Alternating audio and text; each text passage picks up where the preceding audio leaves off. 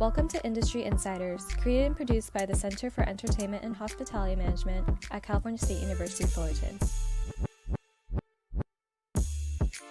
During this series, we sit down with influential professionals in the entertainment and hospitality industries that are located across the world.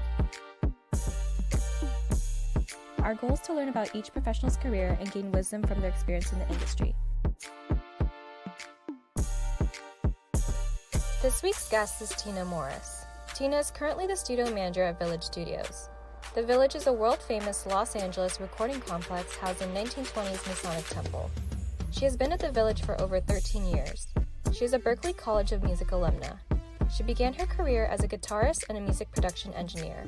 Please join us as we chat with Tina Morris.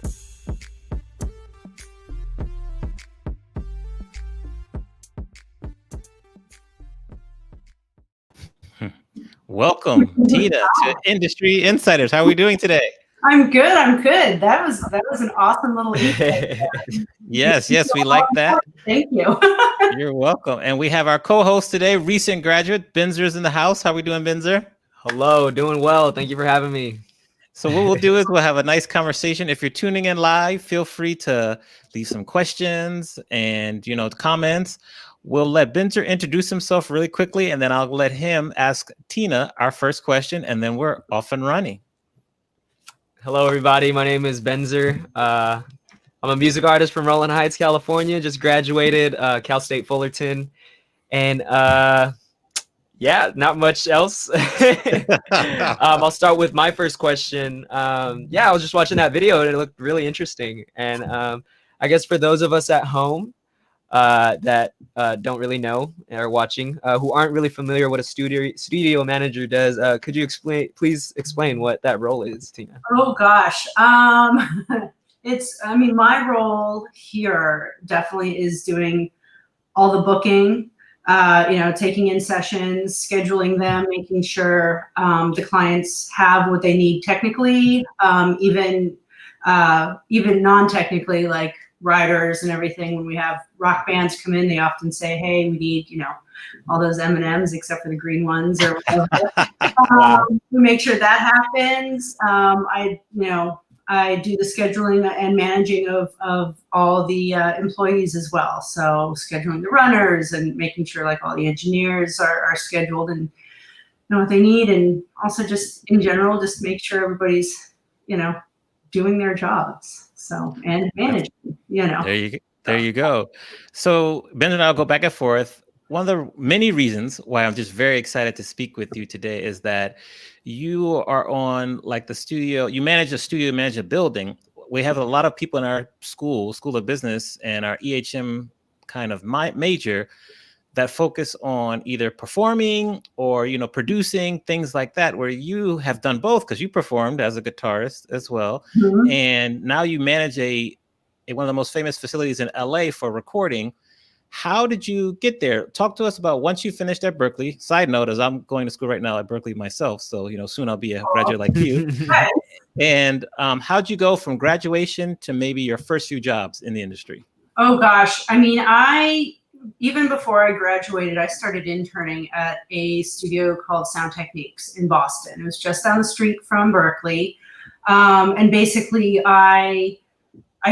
anytime I wasn't in school and anytime I wasn't in band practice or playing gigs, I was at that studio just being a fly on the wall, absorbing everything, watching everything, learning how people interacted with each other. It's something you can't really teach in college. You can't really teach the actual interpersonal relationships, but like when you're not peers, like you can kind of simulate that, but you definitely, I always suggest students go and really observe it in the real world. I did that for, my last 2 years in college. And then I just kind of bugged them. I didn't leave when I was out of college and they finally offered me an assistant job. I was kind of like that, squeaky wheel and finally like, all right, fine. I guess we'll pay you for coming in and helping out. Right. And another side note, how I got started was when I was little, my mom's an artist and my dad, like a visual artist, and she always made sure that we had like ballet and music in our lives. And then my dad is a civil engineer, so he made sure his 2 girls, he didn't have boys, he made sure the 2 girls knew how to solder, do electronics, and fix things, like change your own oil and everything. So at the ripe old age of 8, I knew how to solder, and he, and the electronics and everything. So when I was finally at Sound Techniques and out of school, the tech actually came in just randomly and just said, "Hey, anybody know how to solder? Because I just found out I've got to recap the Neve V3 that we have in Studio A." And I just went, and I think he was just joking. Right. I was like, "Well, I know how to solder. I'll learn how to, I'll learn how to tech." So that's how I became a tech as well. So that's kind of how I transitioned out of school into the engineering world in Boston. Interesting. So, yeah. Can you share the story about how, we talk a lot on the show about the power of networking, how when you went to go just really have a meet and greet and a conversation at Village Studios, the owner found out that you are a Berklee alum, and he didn't he hire you the same day? He did. Yes. I actually, I didn't come there looking for a job. I actually just was, trying to use my networking skills as a newcomer in Los Angeles. I had gotten the name of one of the engineers at the Village to just meet with her and just to check it out and just have a tour just in case, like if I'm, I assumed I was going to be freelancing. I didn't think anybody would hire me. Being, kind of an older engineer trying to, come to the Los Angeles scene, it was a little daunting. But yeah, he heard that I met him at the front desk, and he said, "Oh, well, where'd you go to school?" I said, "Oh, Berklee." He goes, "Get upstairs. We're interviewing right now." Wow. I don't have a resume. It's okay. Just get upstairs. Wow. So Great. Cool. Yeah. All right. Great story. I love the stories there. Benzer, go ahead. Over to you. Yeah. So I kind of had 2 questions that I kind of want to go off of. I was just wondering what kind of, a mix engineer really delves into like different kinds of music, but what would you say is your favorite to mix, or that you have mixed and in your career? Oh gosh. I'm a rock and roller. I love rock, but some of my best work as even like a recording and a mix engineer has been kind of like folk jazz. I grew up, my dad listened to jazz all the time, so I think that's kind of ingrained in me. So I actually really love mixing jazz and all like the sonic, just the little sonic things here and there, like the brushes and making nice. Yeah.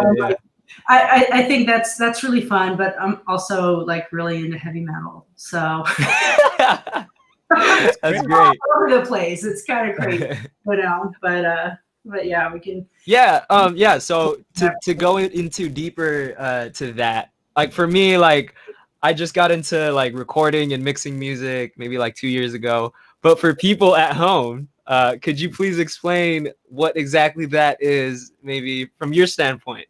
Like from what mixing is? What a mixing engineer does. Oh gosh, it's just a lot of people compare it to like painting a picture, and really getting into those fine details and making sure like all the important parts all have space, So love that. I love that. It's not, because like, it's really easy to just like push up the faders and be like, okay, I can hear everything, but like, boom, and it is a little crazy, and it's really important to really use like compression and EQ and everything to really find like space so everything's heard. You know what I mean? Everything's heard like you would see it in a picture. You wouldn't have like a blue streak over like a swan or something. Like you want to see the swan, you want to see the water, but you want it to be separate, but also blended and make it look like one piece of work as well. And that's really challenging. I find that's like the most challenging thing for me, is just I don't know. For me, I'm more of a tracking engineer. Like I love tracking. Like that's my painting. Mixing for me is more like it's too final and it's too just to be honest. I'm being completely honest here. Yeah. But, We love the honesty. Yeah, thank you. I do love the No, painting analogy as well. Yeah, Go ahead, that's Benjamin. a great analogy. No, Yeah. I was just saying that was a great analogy. I never heard it that way. But yeah, that was cool. We have our first question from the audience, so feel free to leave a question. We love the participation. It's from Isla. Hello, Isla. Good to see you here, or virtually see you. She says, hello. Do you have any advice for recent grads wanting to get into the industry who might not have relevant experience yet? I would say, honestly, I think your personality, making sure that you're reaching out to people that, oh gosh, I guess like reaching out to studios with confidence and professionalism. For me, it's how you present yourself. When I see a resume come across my desk or when I see a resume emailed to me, if it's not professional, it's not going to get looked at. So I would say that would be like number one, like how you present. Like don't just email, just be like, yo, here's my email. Resume.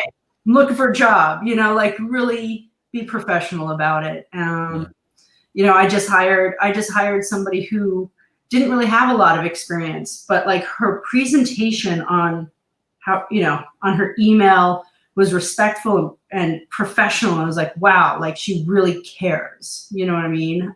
Attention to detail in emails, definitely, I get this all the time where it's, hey, I would really love to be at Capitol Studios. I would really love to start running at Capitol Studios. And I'll write, well, it looks like you want a job at Capitol, not college. Oh, wow.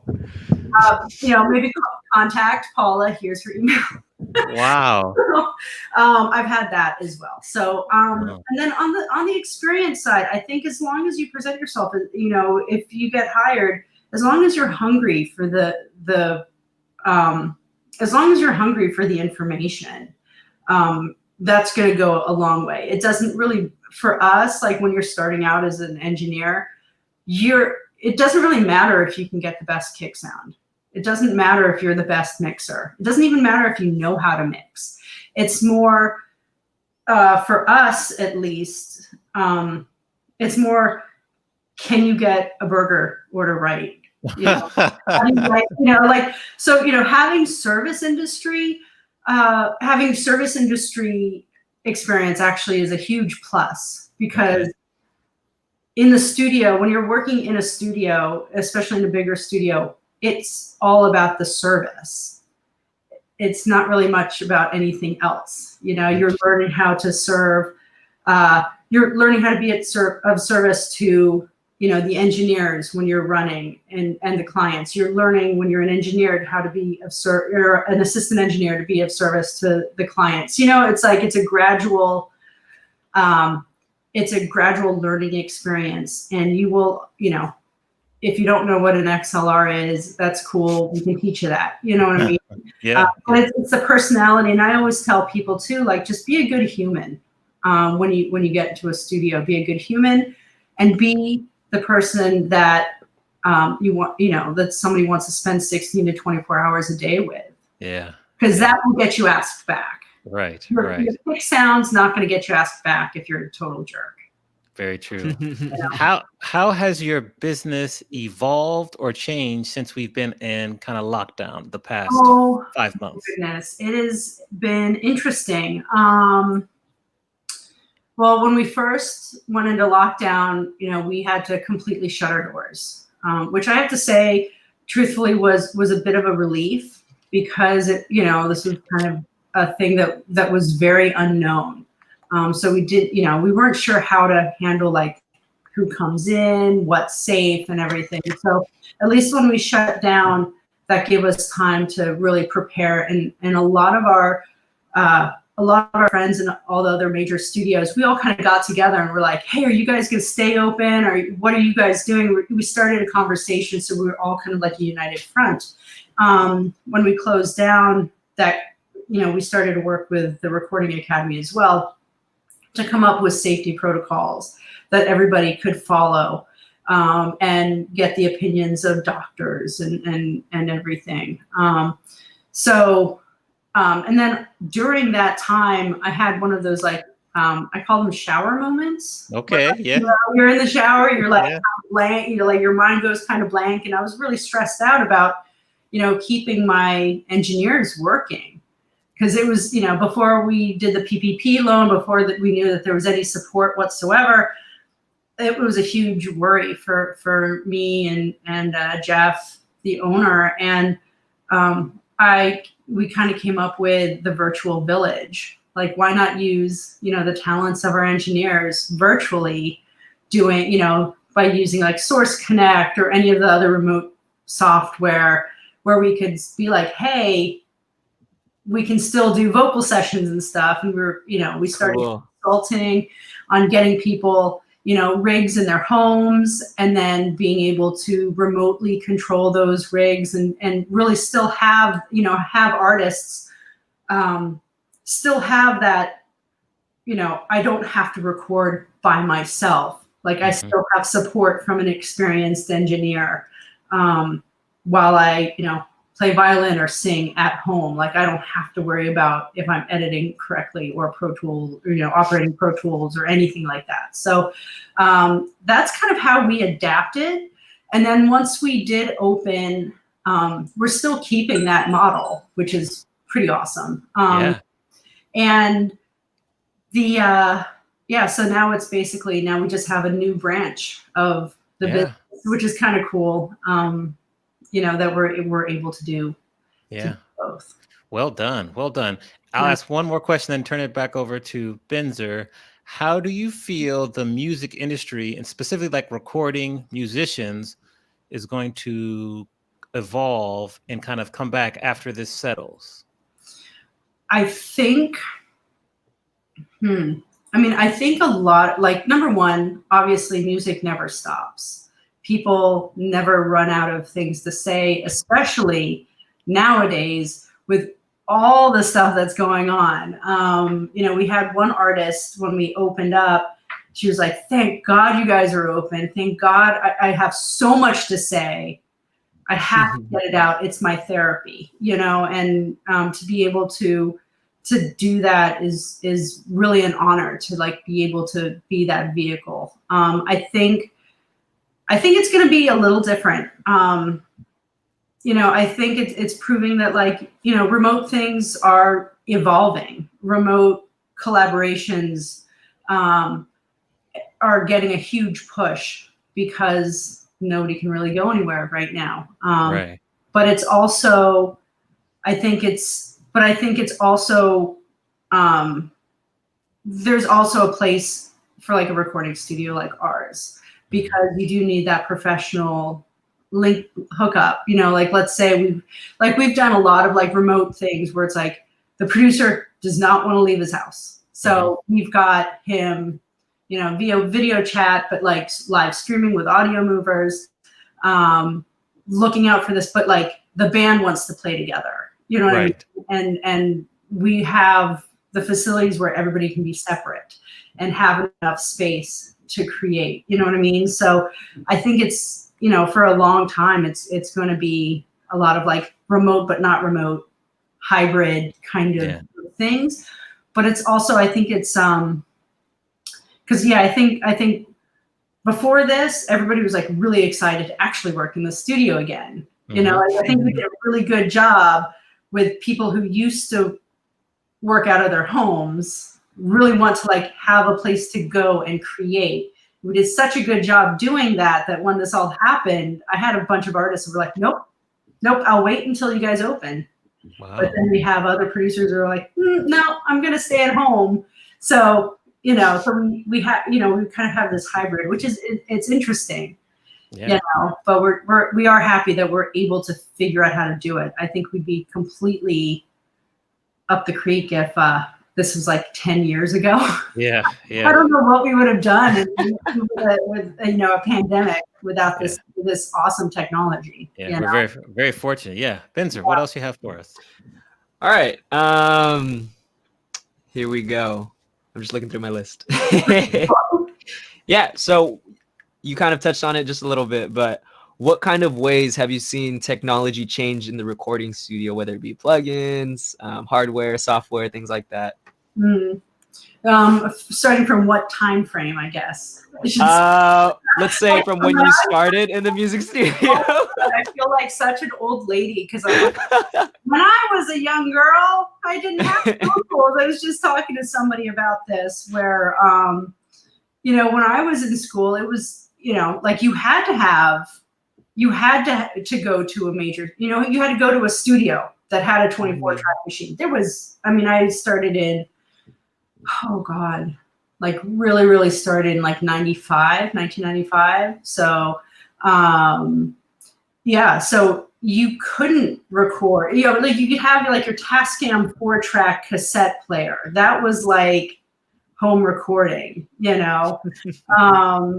Other than that, like if you wanted to do 24 track, there wasn't even like ADATs yet. I think ADATs were just coming out. So like the digital tape machines were just emerging. But yeah, it all had to be at a studio. Wow. And then with the smaller tape decks, then we were able to be able to. David. Oh, hey David, sorry, I'm on a conference call. Cool. All right, I'll talk to you later. Okay, sorry about that. Okay. So, you know, and then like once, you know, like a D88 or an ADAT was affordable and they weren't for a while, then we could like record in like rehearsal spaces and stuff. But other than that, like the home recording and collaborations and stuff was absolutely nil, you know. You had to record in a studio. And I think Sound Designer, it was a stereo, like that was like the big news in like 97. It was like Sound Designer came out. It was 2 tracks. You could edit digitally 2 tracks. That was big news and really fun for like mixes, but that was it. So when Pro Tools came in, it kind of blew everything wide open, which was amazing. And I still really embrace the fact that we can do, you know, collaborations, and it's easier to do collaborations. And, you know, even though it changed the way recording studios worked, you know, we don't have 2 or 3 month lockouts that often anymore. You know, like like most of the time people will come in and like do drums and, you know, run it through like the analog console and everything, and then they'll take it home and mix, or they'll do everything at home.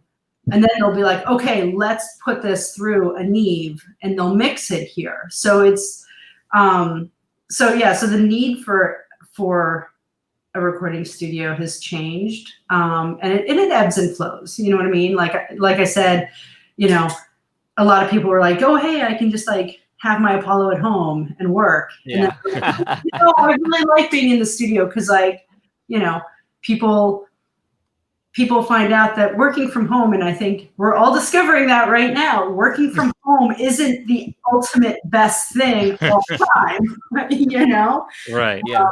It's always, you know, it's sometimes really nice to go to a different space and get into a different headspace and really create that way. Yeah. Well, so I think, yeah, I mean, I think definitely like digital recording has opened up the possibilities to really be creative anywhere you're at. You know, you don't have to be rich to create and make music. Yes. It's kind of level the playing field. You know, That's what's nice about today and the technology. Yeah, I agree with that. Mhm. What piece of technology are you keeping your eye on that you think might possibly be the next big thing? I think, you know, a lot of oh, sorry. It's okay. I'm sorry. I just have to do this. Busy. You know, they calling you. They what? I know. I'm so sorry. It's just. It's all right. That's the studio manager life, right? That's what we're Yeah, saying. exactly. I mean, yeah, you're just seeing me like just, you know, multitasking. It happens. Yeah, it happens. happens all the time. Yeah. No worries. So Okay, what was the question? So the piece of technology that you think, I mean, I think, I'm just like really looking at VR and, like the immersive, immersive audio, immersive experience. I think that's really important, especially now when record labels have lost, all the revenue from touring. yeah, You have to figure out how to make that work, but also make it like an experience,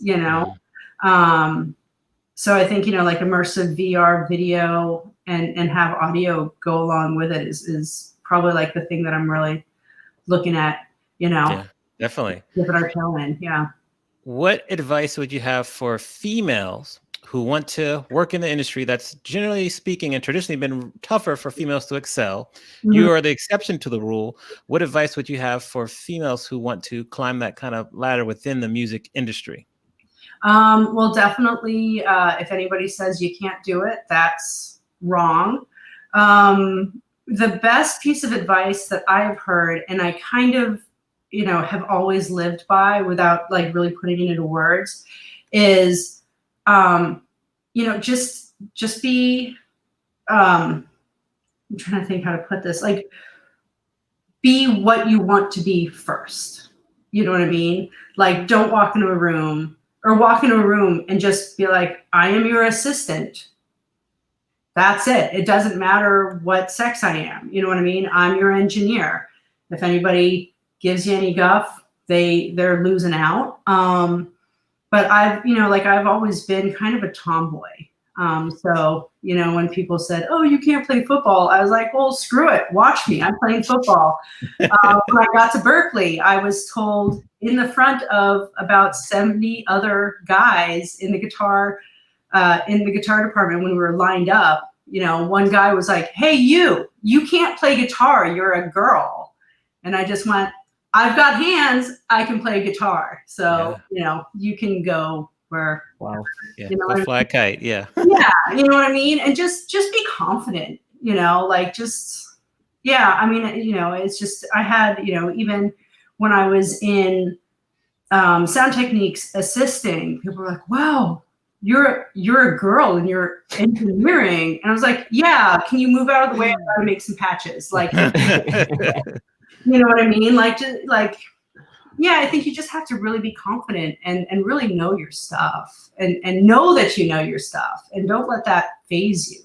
Like, you're going to have jerks out there. You can't prevent jerks, but it's how you handle it and how you just push on through is what's going to teach them that they're wrong.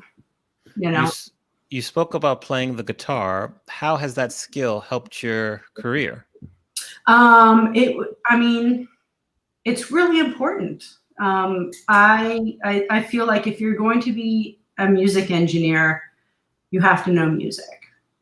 If you don't, it's a harder challenge to really jump on board with like a big music session and everything. I think that's just to have that musicality and to have that understanding of how music can touch people and touch people's hearts, and have, like, if anybody plays an instrument, they know like how it makes them feel. Yeah. You know what I mean? And like I said, like I've played, I've mixed a bunch of genres. I've played a bunch of genres. I've been a heavy metal guitar player. I've played in a pop band. I've played violin. I love classical music too. You know what I mean? But I do that because, it's the feeling, that you get and everything. And I think if you're going to engineer and especially produce, like if you're going to produce music, you need to know and you need to get those feels. You know what I mean? Like that's my humble opinion. But like when I'm in a creative space, and I think that's why I love tracking so much too, is because you're in there making those moments stick to tape or stick to Pro Tools, I guess. But I love that. I love like just getting like that moment when you're just like, yes, that's amazing. You know what I mean? Yes, we feel your enthusiasm. Just so people who might not understand, just a quick definition of what tracking is, so we can make sure everyone understands what that is. What tracking is, just recording to, multi-tracking, recording, each mic to a different track, to Pro Tools or whatever medium you're going to. All right. What, how do you stay current in the industry? What books have you read or are reading that help you kind of stay ahead of the curve? Oh gosh, I don't have time for reading anymore. But the one book that really inspired me is one year my mom got me the Quincy Jones autobiography, Q. And it was like right when I was like out of school.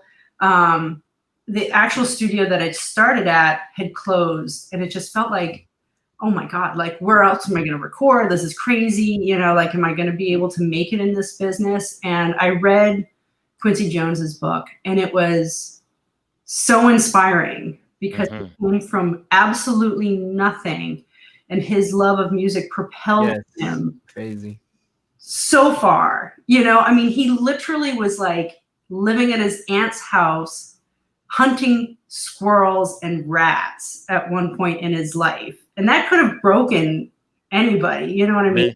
Many people, yes. And the fact that he was like, nope, and he found music, and he'd sneak behind like these juke joints and would meet these people. And then, then he met like Stevie Wonder, Ray Charles. I think it was Ray Charles. Ray Charles. We met Ray Charles in Seattle when Ray Charles was 13, I think, or 16, something like that. But just it was just so inspiring that, like, no matter how down in the dumps you are, you can always find music to propel you and learn how to be successful just by your passion, So I think that was like the last book that was like, oh my God, that's amazing, Yeah. Right now, you know what? I actually am reading a book. I'm reading Robbie Robertson's biography called, I think it's Testify. That's another one that's it's like he basically was like at the ripe old age of 15, he went to Toronto and followed his dream to like the South and met Leon and and started touring and stuff, and just kind of like held on, like he was like, oh God, I didn't know the songs or anything, but I just started touring with these people and held on for dear life, So those are two books that are pretty inspiring because they start from nothing, Yeah, Very amazing people. Thanks for sharing. Yeah. I'm also curious, then I'll give it back to Benzer. Of all the producers and artists that you've worked with, what are some of the most common characteristics for the most successful ones that you've kind of seen and observed over the years? Kindness. Say it again. Kindness. Yeah. Just knowing, just understanding that, like, when an artist is on the other side of, on the other side of the glass, it's weird.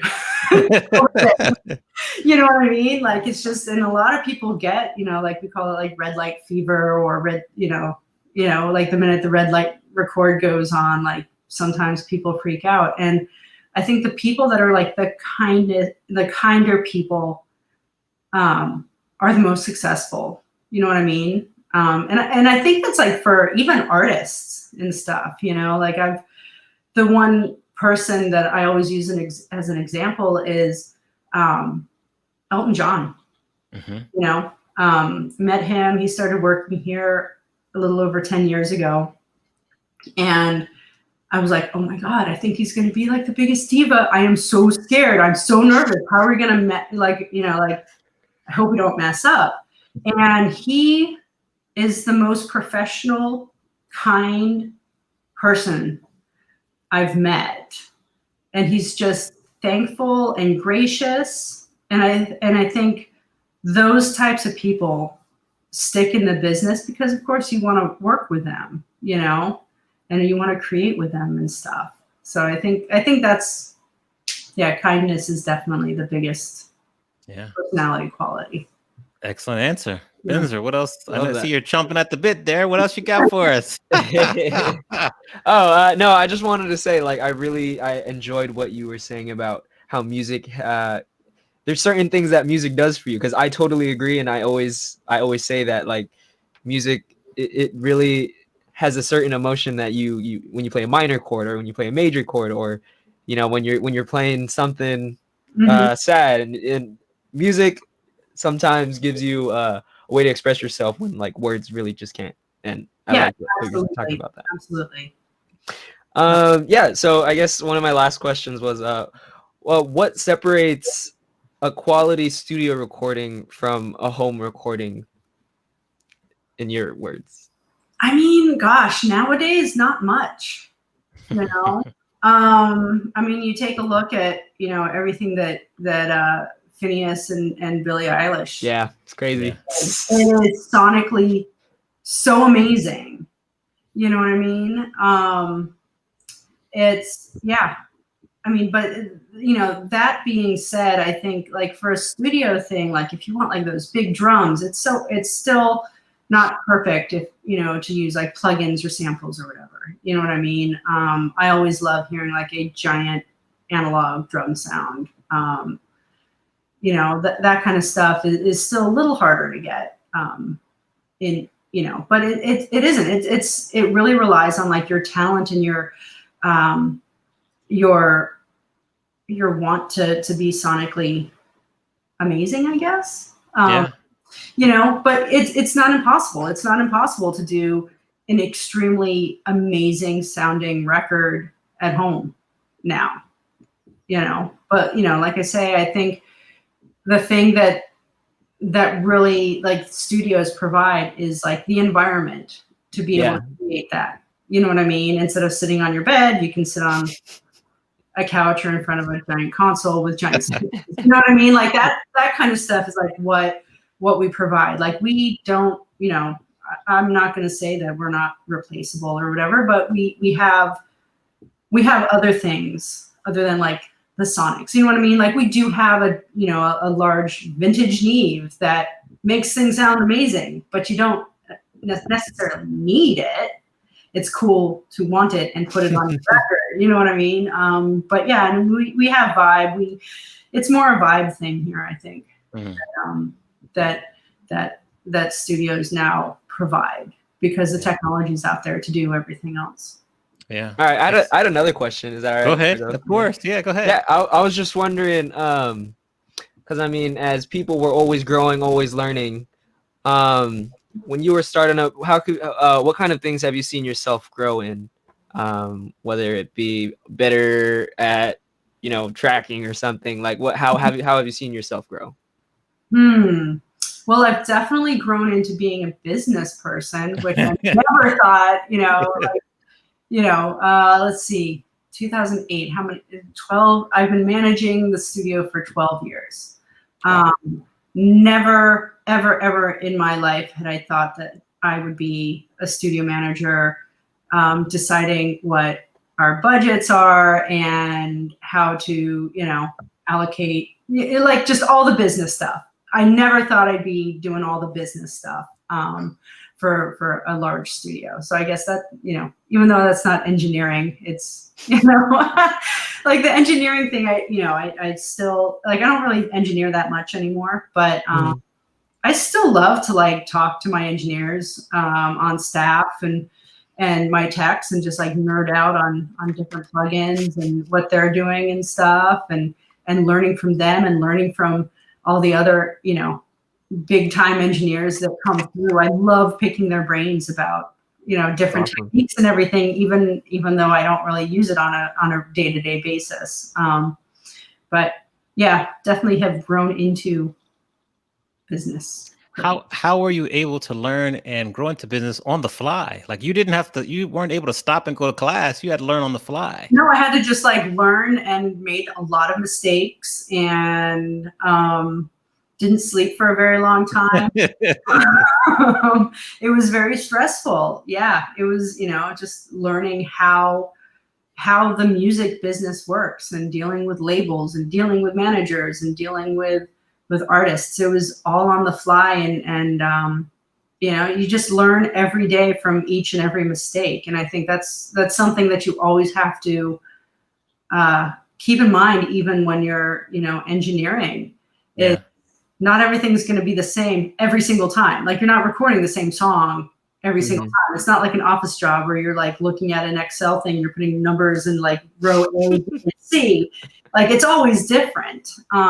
So it's just, you make a mistake and you don't beat yourself up too much, and you go, okay, well, next time I'll know. Yeah. Yeah. Exactly. So there was a lot of next time I'll know not to X, Y, and Z, Yeah. And respect. So we're almost done here. A couple more minutes with you. We know your time is very valuable. So I love to ask people this question. Benzer probably knows the question is coming, but if we were going to go back and talk to 21-year-old Tina, okay, and give her advice based on what you know now, what advice would you give your younger self? When you're the most stressed and you feel like it's not going to get better, like whether it's, the tape machine's down, things are on fire. We actually did have a console burst into flames once. This too shall pass. Like, nothing is eternal.